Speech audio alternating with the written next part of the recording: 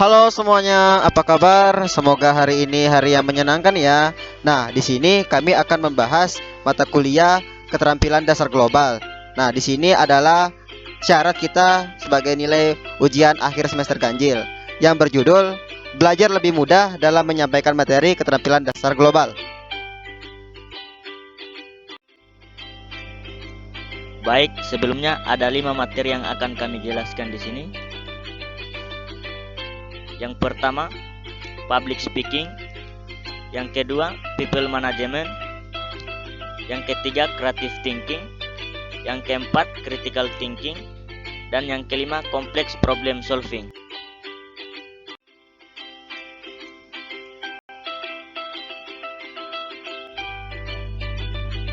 Oke, sebelum masuk ke pembahasan, izinkan kami memperkenalkan diri. Nama saya Aji Pranamesa, NIM saya 18010120001.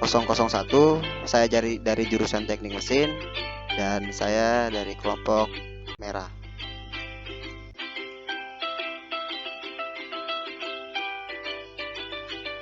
Perkenalkan, nama saya Jasmine.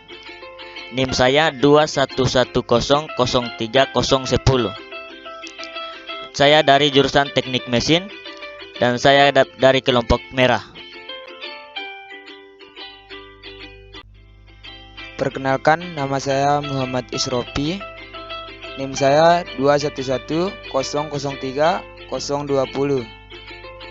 Saya dari Teknik Mesin dan saya dari kelompok merah.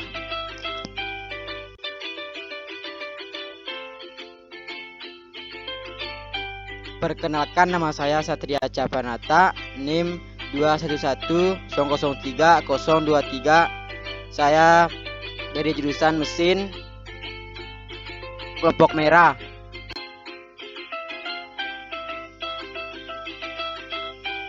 Perkenalkan, nama saya Wawan Eka Saktiawan. NIM saya 211003043. Saya dari Teknik Mesin dan saya dari kelompok merah.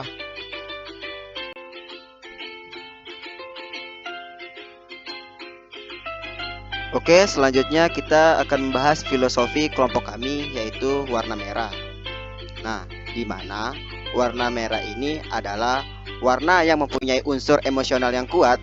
Warna ini dapat mempertinggi metabolisme tubuh manusia, meningkatkan pernafasan, dan menaikkan tekanan darah. Oke, dalam materi pertama pembahasan kita adalah public speaking. Public speaking adalah kegiatan komunikasi lisan yang dilakukan secara langsung di muka umum atau di hadapan sekelompok orang. Nah, contohnya yang pertama adalah pidato. Di sini Anda bisa lihat, ini adalah contoh orang yang lagi berpidato di muka umum. Yang kedua adalah presentasi. Presentasi. Nah, di sini bisa kita lihat orang yang lagi mempresentasikan suatu masalah atau suatu informasi dan lain semacamnya. Oke, selanjutnya yaitu masalah apa saja sih yang dihadapi oleh public speaking. Yang pertama, cemas. Ketika kita menyampaikan sesuatu atau dalam hal berpidato, presentasi, dan lain semacamnya, ketika kita memiliki rasa cemas, maka informasi yang ingin kita sampaikan tidak maksimal.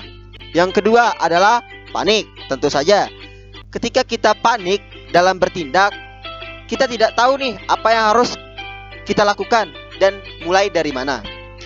Yang selanjutnya yaitu teknik public speaking. Nah, orang ketika melaksanakan pidato dan lain semacamnya tidak menguasai gimana sih teknik vokal, teknik berbicara, ekspresi wajah dan lain semacamnya. Dia tidak tahu gimana sih seorang public speaker yang baik dan benar. Yang selanjutnya penguasaan materi. Nah, seringkali orang yang lagi presentasi atau berpidato tidak mengetahui atau kurang dalam memahami materi yang ingin disampaikan. Karena itu dapat menyebabkan suatu presentasinya tidak bisa tersampaikan dengan begitu jelas. Selanjutnya yaitu cara public speaking yang baik.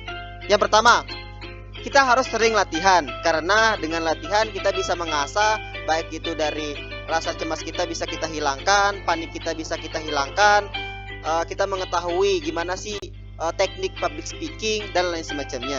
Yang kedua adalah berpikir positif.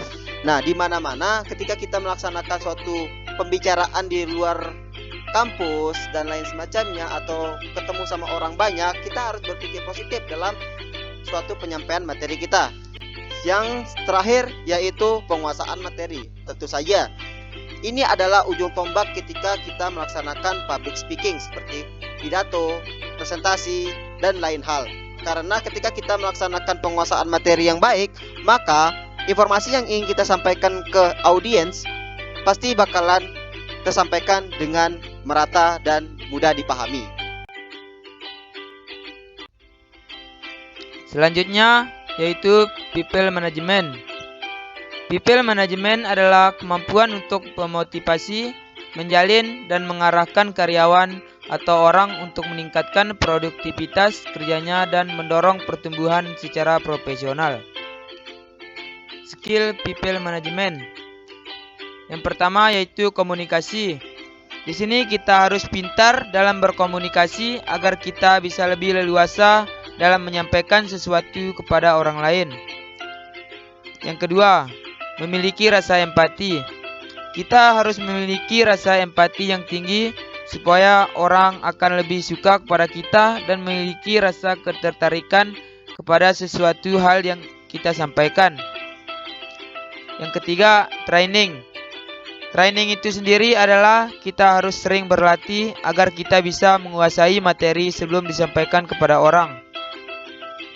Yang keempat, delegasi, yaitu perwakilan atau utusan dengan proses penunjukan secara langsung maupun secara musyawarah untuk mengutus suatu orang untuk menjadi salah satu perwakilan suatu kelompok atau lembaga.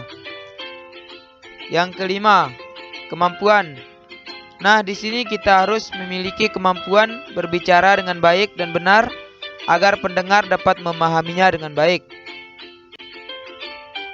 Yang keenam, kesabaran. Di dalam setiap musyawarah ataupun suatu pembicaraan tentu kita bisa saja bertemu dengan orang yang keras kepala. Nah, disitulah kesabaran kita diuji.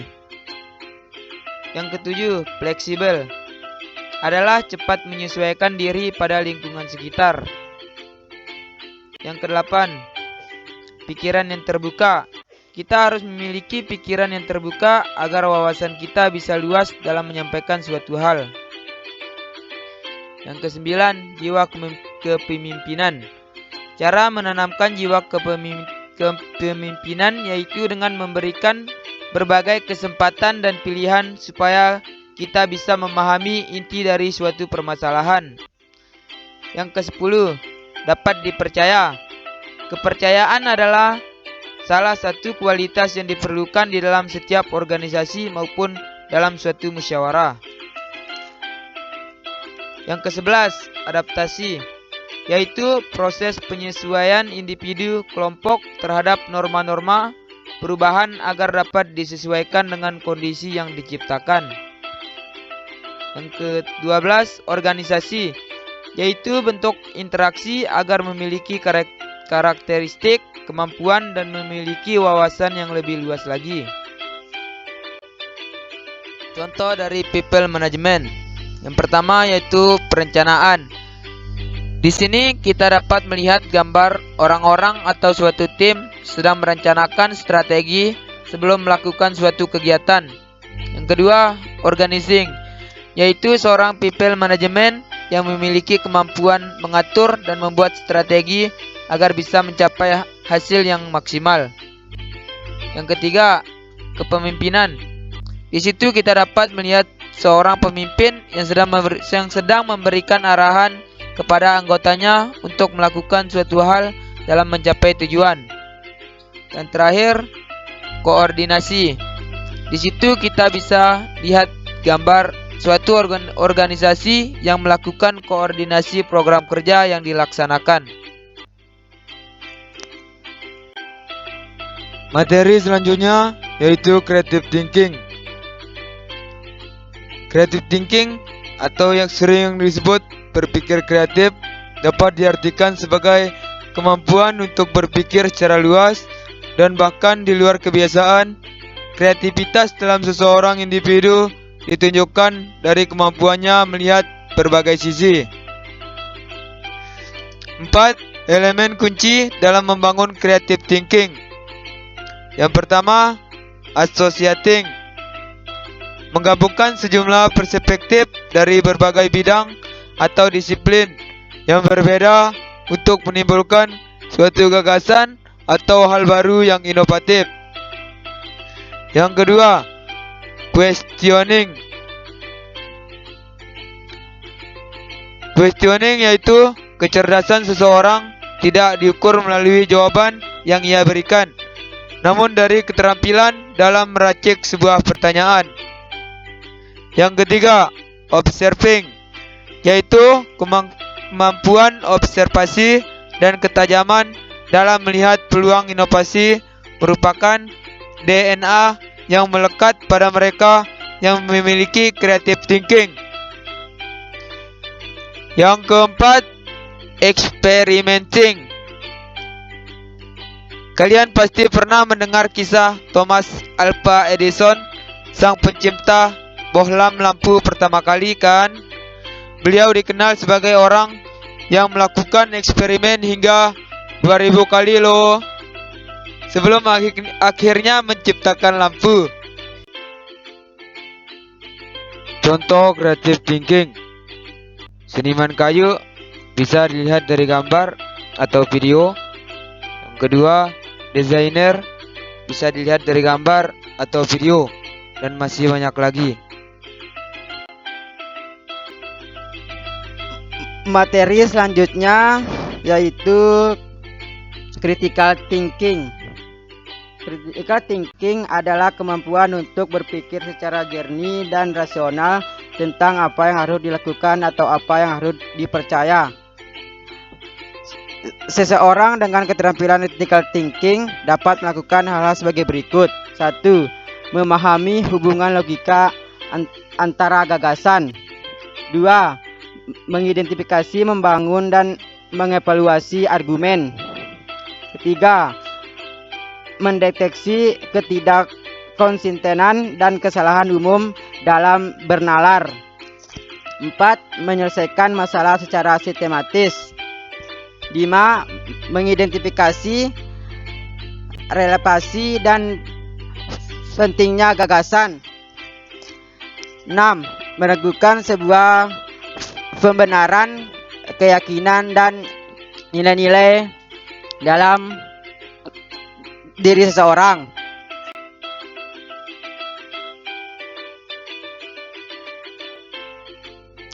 Materi selanjutnya yaitu complex problem solving.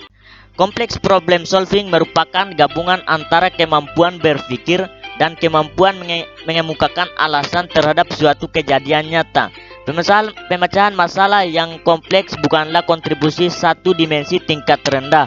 Sebaliknya, kompleks problem solving adalah kumpulan multidimensi kompetensi yang ada pada tingkat abstraksi tinggi, mirip dengan kecerdasan tetapi melampaui IQ yang dimiliki seseorang. Pengembangan kemampuan kompleks problem solving.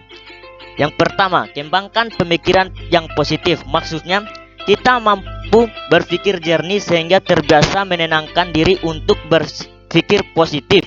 Yakinkan diri kita bahwa kita mampu menyelesaikan masalah ini. Yang kedua, identifikasi masalah. Kebanyakan orang berkutat di permukaan, tidak menyelesaikan masalah sampai ke akar sehingga masalah yang sama akan terulang lagi. Yang ketiga, mencari ide.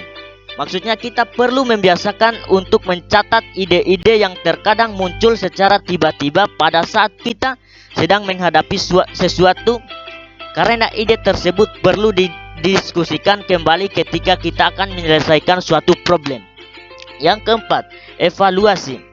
Evaluasi perlu melakukan kegiatan evaluasi terkait dua hal yang dampak dari ide tersebut terhadap problem yang kita hadapi, dari kerumitan ide tersebut berdasarkan waktu serta sumber daya. Yang kelima, eksekusi. Maksudnya terkadang hal ini dapat menjadi penentu keberhasilan terlaksananya ide pemecahan suatu problem. Terkadang seseorang tidak mampu mengambil keputusan secara pasti karena kurangnya rasa percaya diri. 6. Cek kembali. Maksudnya langkah ini dibutuhkan untuk melihat progres yang dari eksekusi yang telah dilakukan, apakah ada cara lain yang lebih baik atau tidak. Oke, terima kasih. Cukup sekian pemaparan materi yang telah kami sampaikan. Dan terima kasih untuk Bu dosen mata kuliah keterampilan dasar global. Lebih kurang mohon maaf. Kami dari kelompok merah pamit undur diri. See you, semoga harinya menyenangkan.